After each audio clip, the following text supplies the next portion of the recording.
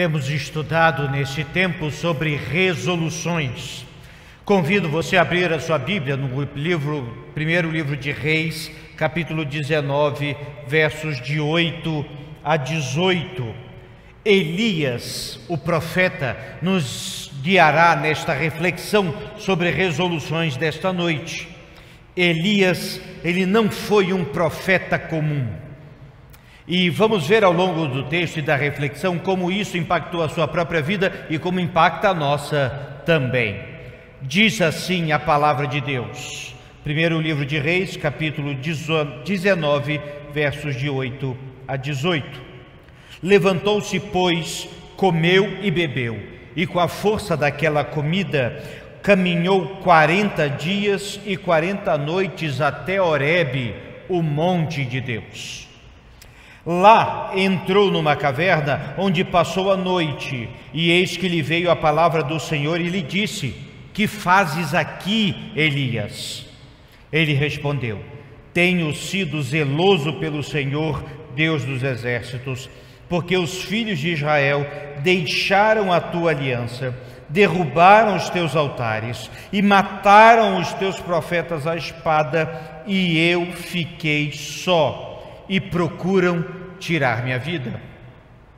Disse Deus: sai e põe-te neste monte perante o Senhor. Eis que passava o Senhor, e um grande e forte vento fendia os montes e despedaçava as penhas diante do Senhor. Porém, o Senhor não estava no vento. Depois do vento, um terremoto, mas o Senhor não estava no terremoto. Depois do terremoto, um fogo, mas o Senhor não estava no fogo. Depois do fogo, um cício tranquilo e suave. Um vento tranquilo e suave.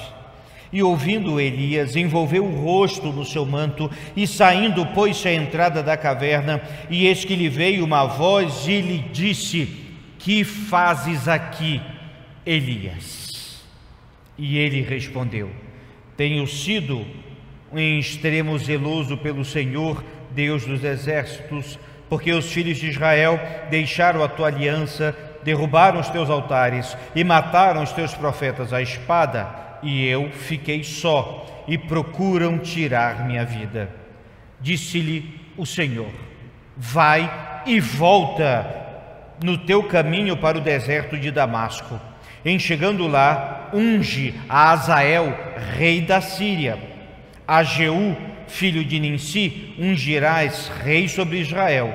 E também Eliseu, filho de Safate, de Abel-Meolá, ungirás profeta em teu lugar.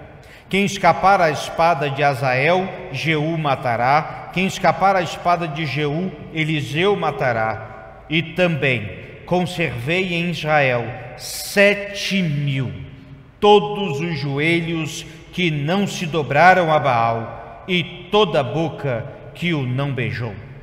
Oremos. Que o Senhor, ó Pai, abençoa-nos e guarde-nos nesse tempo. Fala ao nosso coração, em nome de Jesus. Amém. Como disse, Elias não foi um profeta como os outros. Ele não foi apenas um profeta de anunciar, ele era um profeta de agir. Diversos momentos da vida de Elias vimos o poder de Deus grandemente. Por outro lado, Elias nunca teve vida fácil. Ele surgiu de repente na história de Israel e se vai de repente também, sendo arrebatado num carro de fogo pelo Senhor. Elias não conheceu a morte. Mas no meio da maior crise da vida de Elias, na qual alguns especialistas dizem e concordam que Elias passava por uma grave depressão, um encontro com Deus mudou tudo, lhe deu direção, lhe deu um novo ânimo e metas, sim, metas bem claras para Elias. É interessante como tudo aconteceu. Deus dá para Elias 3 tarefas que, olhando assim, parecem simples. A primeira é ungir Azael, rei da Síria. Só que a Síria era o inimigo de Israel. vivia em constantes guerras e há muito tempo vivia em guerras contra Israel. Depois ungir Jeú, rei de Israel. Naquele tempo o rei era Acabe, um dos piores reis de Israel, esposo de Jezabel, a pior rainha de Israel. Bem, Jeú iria contra Acabe e Jezabel, venceria, os mataria e, enfim, foi um rei violento e combateu a idolatria. E por fim, ungir Eliseu como profeta no lugar de Elias. Eliseu seria e foi um grande profeta em Israel. Mas olha que interessante dessa história. Primeira coisa que nos chama a atenção aqui é que na crise que Elias estava, Deus então fala com ele e diz assim: volta por onde você veio. Interessante isso. Ele fugiu de Jezabel, que queria matá-lo, e agora Deus mandava voltar para enfrentar esses desafios.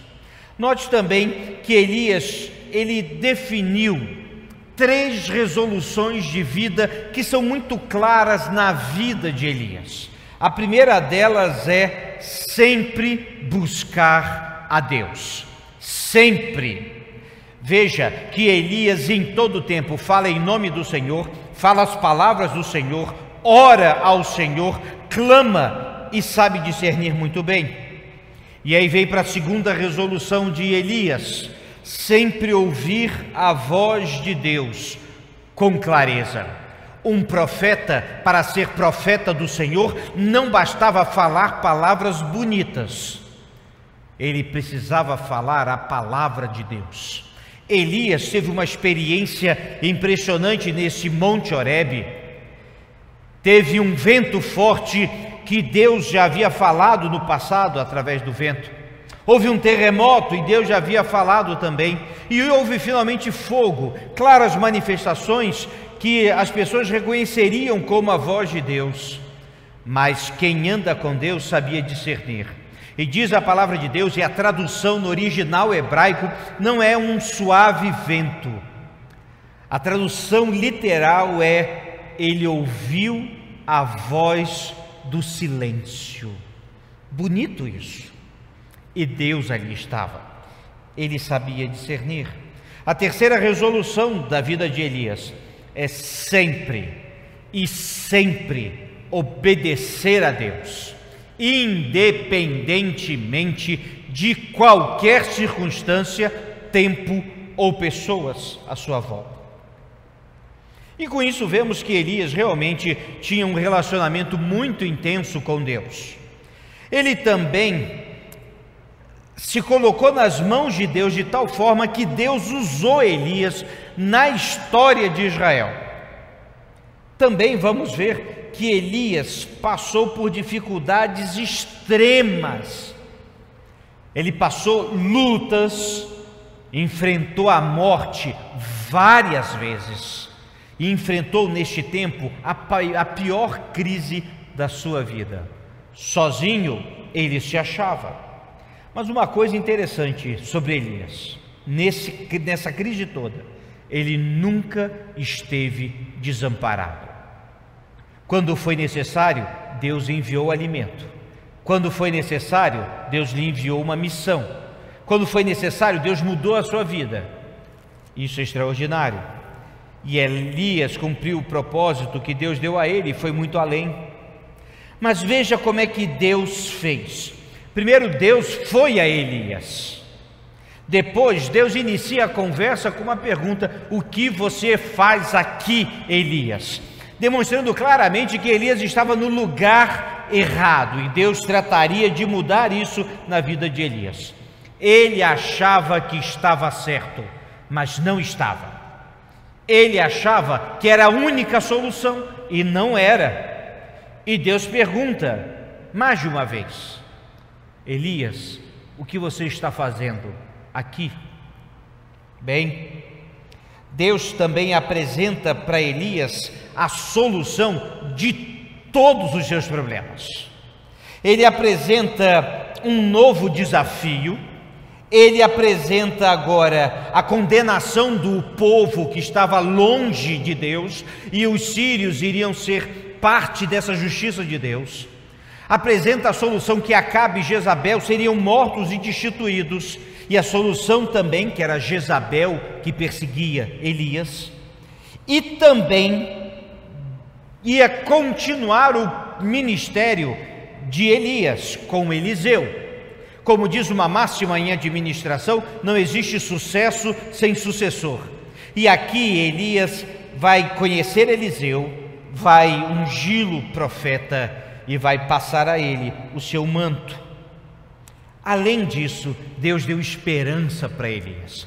Por 2 momentos, e talvez nessa jornada inteira de 40 dias, estava martelando na cabeça de Elias a seguinte informação: eu estou só. Ele vai falar isso para Deus: eu estou só. Isso devia estar remoendo na sua cabeça, de pensar em todo o povo, pensar nele e achar: eu estou só. Mas Deus vai dizer: você não está só. Existem 7.000 joelhos que não se dobraram a Baal. 7.000. Hoje poderia ser uma pequena cidade. 7.000 crentes fiéis, que muitas vezes estavam escondidos devido à perseguição, que muitas vezes estavam ocultos, mas permaneciam fiéis. Extraordinário. Então Elias desce do monte e foi fazer o que precisava fazer. Isso é importante também lembrar. Como eu disse, Elias sempre obedeceu a Deus. As 3 tarefas que Deus deu a Elias mudariam a história de Israel. Mas tem uma curiosidade: Elias só cumpriu uma delas, e foi a última, que foi preparar Eliseu para ser profeta. É interessante como o plano de Deus estava muito bem feito. E Elias, quando faz isso, não é que ele desobedeceu ao Senhor, ele estava dentro da vontade de Deus e no tempo de Deus. Acabe ainda era rei, ainda haveriam algumas questões políticas e de guerra, e Elias preparou Eliseu e lhe deu as condições para que Eliseu cumprisse o que Deus havia mandado. E assim fez. Outro detalhe interessante é que Elias nunca recebeu em benefício próprio. Elias não era rico, Elias não tinha bens, não temos registro de que Elias estava com abundância disso ou daquilo. Pelo contrário, Elias era aquele que fazia a obra do Senhor por amor ao Senhor. E aqui eu cito 3 lições para nós nessa noite. A primeira delas é: nosso relacionamento com Deus deve ser constante e progressivo. Um crente não deve ter altos e baixos na vida. Pelo contrário, um crente pode sim ter altos e baixos, mas sempre num crescendo, de forma que o meu mais baixo amanhã esteja bem mais alto. O que Elias mostra é que o seu relacionamento com Deus, e ele já tinha uma extrema intimidade com Deus, aumentou ainda mais naquele Monte Horebe e culminaria no seu arrebatamento. Foi crescendo como devemos crescer. A segunda lição é que é preciso discernir as vozes e os tempos, e Elias soube fazer isso. E a terceira lição é: quando Deus nos dá o que fazer, quando Ele nos dá uma missão, sempre vem junto consequências. São elas: nós somos impactados. Quando Deus nos dá uma missão, nós somos os primeiros impactados. Depois, as circunstâncias à nossa volta é mudada. Depois, outras pessoas são abençoadas. E por fim, a glória de Deus é visível. Por isso, se Deus te der uma missão, fizer um convite a você, colocar diante de você um desafio para a sua vida, não considere isso como algo a ser sofrido, considere isso como algo a ser aceito. E você verá que assim como Elias fez, ele descobriu que suas resoluções de vida sempre resultarão em bênçãos, não só para si, mas para toda a igreja e para todo o reino. Elias haveria de se encontrar com Jesus Cristo no Monte da Transfiguração. Elias foi considerado e é considerado um dos mais respeitados profetas de Israel. Tudo isso porque ele soube ouvir a voz e obedecer. Por isso, eu convido você, nessa noite, a permanecer firme nas promessas do nosso Deus. Vamos ficar de pé e cantar.